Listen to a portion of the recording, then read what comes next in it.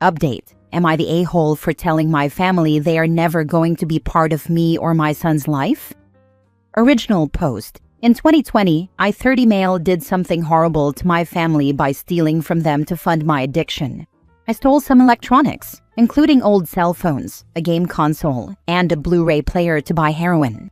I cannot and will not justify these actions and fully accept them as my own and their consequences. I was caught, and my family became aware of my addiction. It was hard to see my parents realize what was happening, but the hardest was seeing how heartbroken my 17-year-old little sister was. They dropped me off at a rehab center where I spent 3 months getting detoxed and sober. I did not hear from them while I was in there.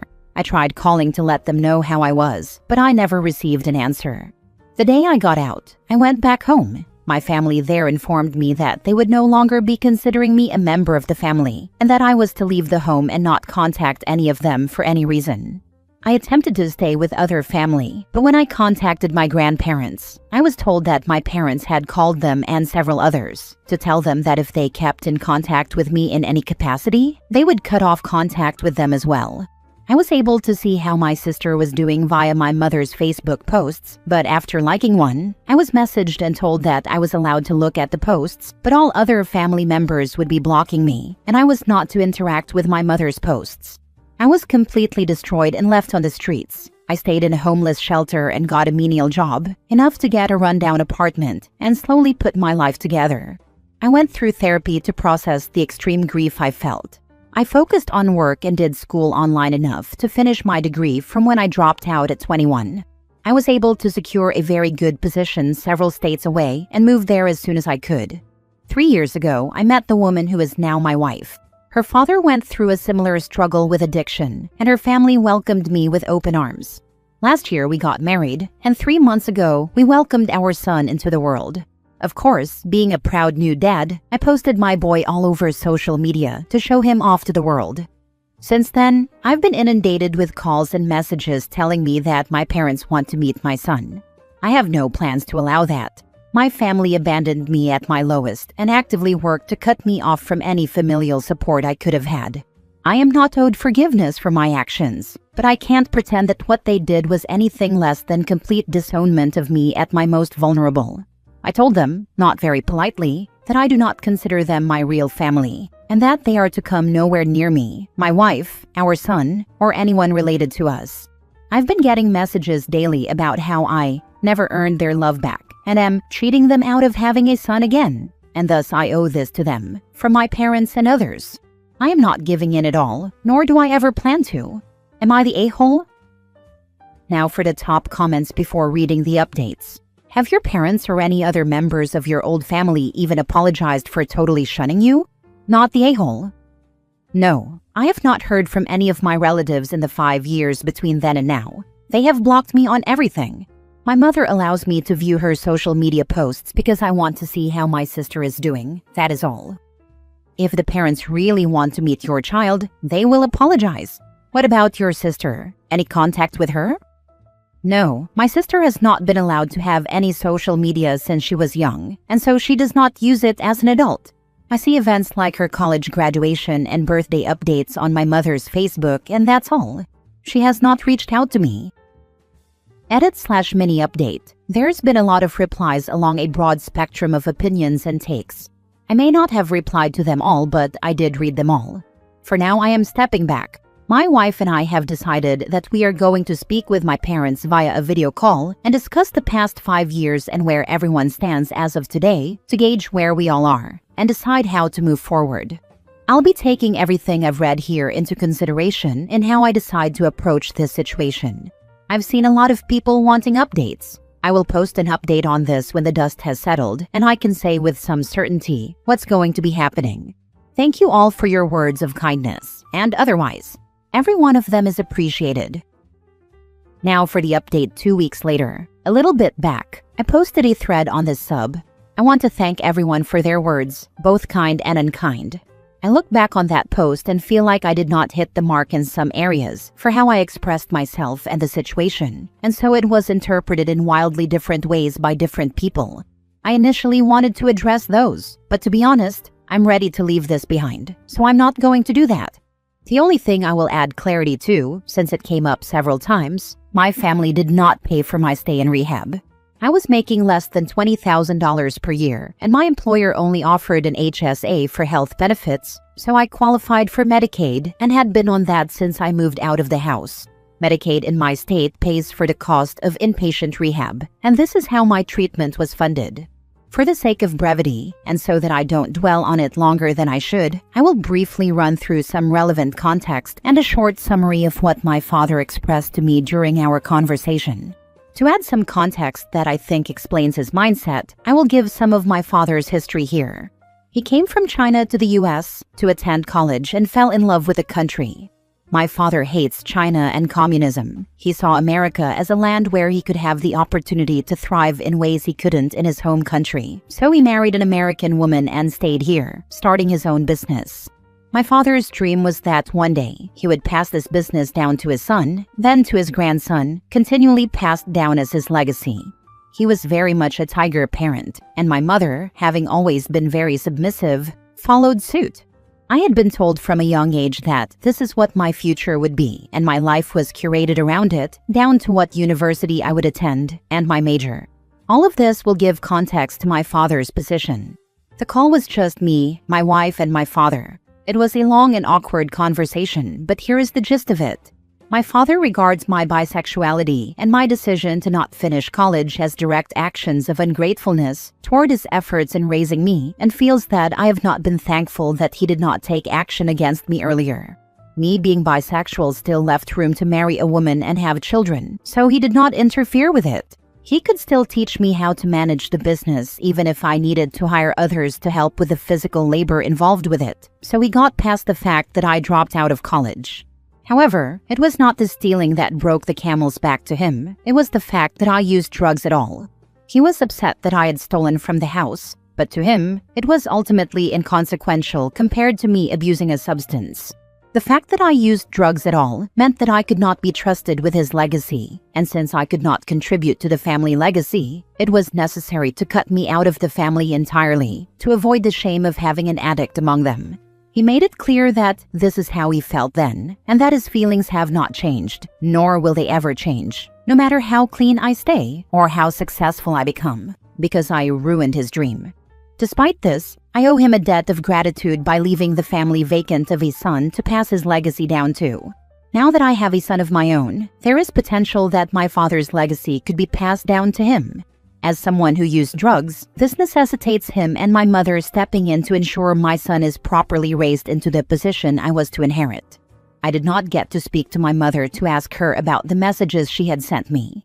The call ended pretty abruptly when my wife realized that it wasn't a conversation that would go anywhere. I was in a bad spot for the weekend after that Friday night. I cannot express with words how thankful I am that my wife was there to help me stay sane. I am going to spend the rest of my life doing every possible thing I can to be as much of a rock for her as she is for me. Right now, most of that is in the form of taking on any and all housework, in addition to doing my part to take care of the baby while her body recovers. As our son grows up, I'll keep finding new ways to let her know how much I appreciate her. As for the future, this is what we've decided. On my part, I'm going to work a lot less. For those wondering, I ended up being a technical writer, and it's a job I'm quite good at. It also pays for us to live very comfortably, even if I go well below a full-time work schedule. When I met my wife, I used work as my distraction. Marco Pierre White was correct when he said work is the best painkiller mankind has ever come up with. However, I don't think this is a healthy way to cope now that I have a child. I've decided I'll use the extra time off work to attend an extra therapy session every week for more intensive treatment and to help develop some better coping mechanisms that don't involve me working myself into an early grave. As for our son, we have decided that my parents will not be a part of his life for the foreseeable future. We aren't sure what we will tell him, but as he grows up and we see more of his personality, we plan to speak with a counselor who has experience in child psychology to find a way to approach the subject that won't be distressing or confusing for him. A lot of people mentioned the idea of me taking my wife's name. We floated that for a bit, but ultimately, we've decided that we will be choosing a new family name entirely. It feels like more of a fresh start for a new legacy. We aren't sure which name we will go with yet, but we hope to have that done by the end of the year. And honestly, that's pretty much it. There isn't much else to report. I know this update will get a wide range of responses. Sorry to disappoint, but I will not be reading or responding to any of them. I know the man I've become. I know I am a capable father and loving husband.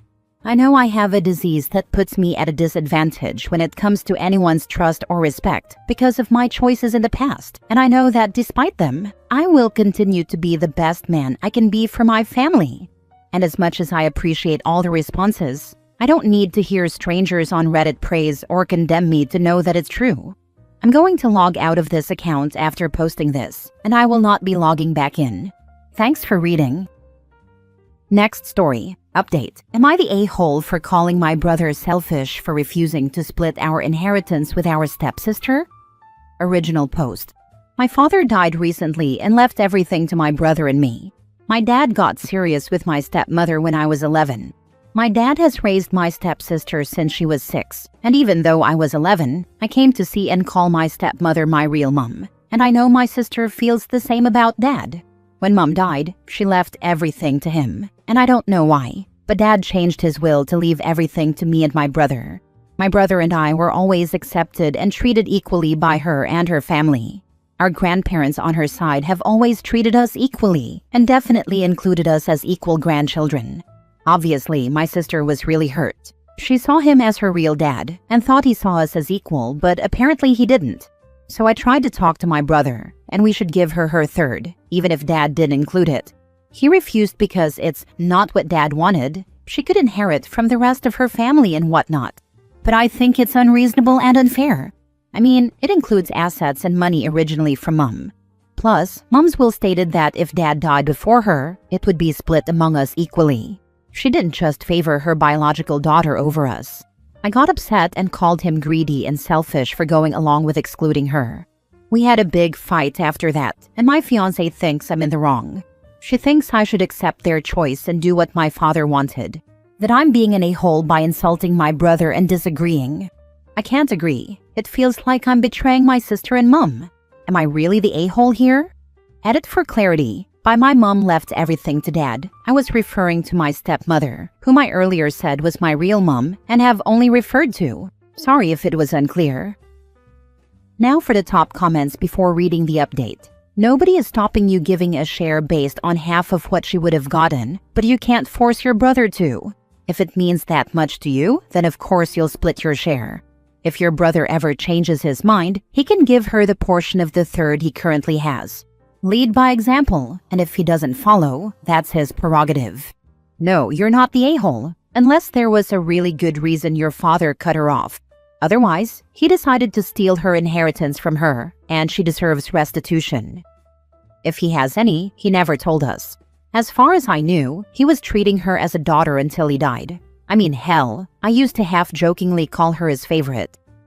Hold on, was it originally your stepmother's money? Whose money was it originally? Also, what country are you in?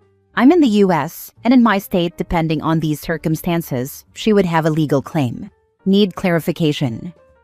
I'm from Australia. To my understanding, she doesn't fit the criteria for family provision, since she's not dependent on him, so I don't think she can contest the will. And it includes my stepmother's money. My bio mother is still alive and no inheritance yet. Not that I really want any from her. Depending on the state, she would be able to make a claim. In New South Wales, it's called the Family Provisions Act, which she should fall under as she was a dependent on his household from a young age. I've seen successful claims like this many times in my line of work. I would recommend she consult with a lawyer, as she'd likely get something by trying, even if it isn't the full third. Most solicitors would do the initial consult for free, and there are plenty of no-win, no-fee places out there. Yeah, but she's not dependent currently. My basic understanding is that you kind of need more of a reason than just being their kid, especially as a stepchild, if you're like a non-student adult. Granted, my focus was not in family law. I did an elective on succession law like a decade ago, so might have changed since, or I've just forgotten. Otherwise, I can consider it, though admittedly I would rather not get lawyer involved. Now for the update. I know it's a bit of a delay, but thanks everyone for the responses. I appreciate everyone taking the time to offer thoughts and judgments, even if I don't agree with everything. Also, for clarity, the inheritance included money and assets from my stepmother. I call her Mum, not my bio mother. She left everything to Dad because, at the time, they had identical wills that left everything to their partner, or to the kids equally if they survived their partner. After the post, I gave my brother a few days for us to calm down and to see if his mind would change, but it didn't. So I decided to talk to my sister. On advice from a commenter, I brought up suing under family provision, but she was against it and basically said the money isn't worth the time and money in court. So I told her I would just give her half of my inheritance. She tried to reject it, but I insisted, and she ended up accepting. We talked a lot about everything and our parents. She was angry and sad enough to cry just trying to understand why Dad did what he did. I reassured her that whatever Dad thought, she's my little sister. I love her, and nothing would change that. Neither of us understands why this happened or what his reasoning was, but she's definitely happy and appreciative that I don't feel the same. Next week, I'm going to see someone to find the best way to give it to her to minimize losing a chunk to taxes and whatnot, but so far, I think I'm making the right decision. As for my brother, I just can't accept his choice. With how many people thought I was overreacting or wrong to expect him to do differently, maybe I'm being unreasonable. But I just can't see him the same way now. He gladly chose money over his sibling, over his family. He clearly doesn't care about the unfairness to our sister. Maybe it'll change, but right now I just can't stand to be around him. I hope the money makes him happy, because that's clearly what he loves more. Unfortunately, the situation hasn't changed too much, but I feel a lot more confident in my choice. While my fiancé still ultimately thinks it would be best to follow Dad's wishes, she understands that I want to do right by my sister and is alright with it. I'm glad I wasn't completely crazy or irrational in wanting a just outcome for my sister. For now, I plan to be there for my sister and make it clear I see her as a sister and actually love her. She deserves it with everything she's going through. As much as I feel from this, it must be much worse for her, and she doesn't deserve it. Thank you all for the responses, judgments, and advice. Your brother is showing you exactly who he is, and you should believe him. Good on you for doing right by your sister. That takes actual character. The money will be gone eventually, but she'll always remember you had her back when it mattered. Thanks. While there is a small part of me that hesitated, that's how most of me feels. I definitely hope she realizes how much she means to me. I guarantee she realizes how much she means to you. Actions always speak louder than words. You gave up half of your inheritance to her because it was right. Your brother is an a-hole here, particularly when some of her own mother's assets are in the estate. I would not talk to your brother going forward, or if you do, don't ever trust him with anything. He's shown in the end that he's a selfish individual.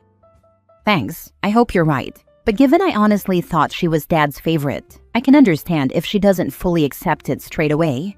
Like she's clearly appreciative, but I'd understand if a part of her was wary,